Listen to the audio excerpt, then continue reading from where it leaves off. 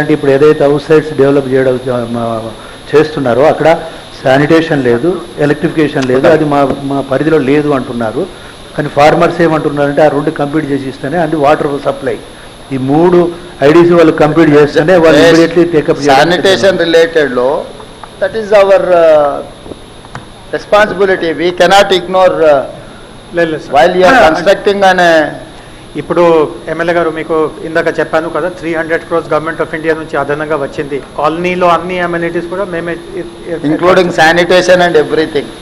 So I would suggest straight you establish one gram panchayat, whatever gram panchayat requires, gram panchayat building, community hall, education, school building and everything. Mini what do you call OP patients చూడడానికి ఒక doctor వచ్చి visit చేస్తాడు.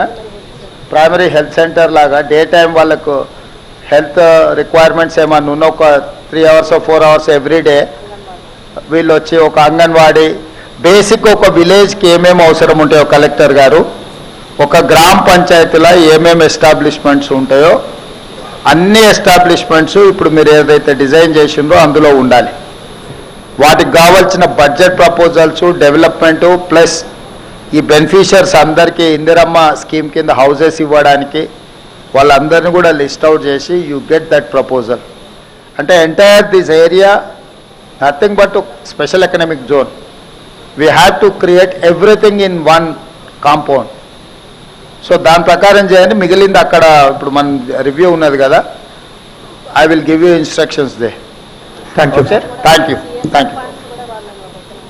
అంటే అక్కడ actual రివ్యూలు అక్కడ చేద్దాం. ఎమ్మెల్యేస్కి ఎంపీస్కి అందరికి ఉన్న రిక్వెస్ట్ ఏంటంటే అక్కడికి వెళ్దాం, అక్కడనే ఇది చేద్దాం.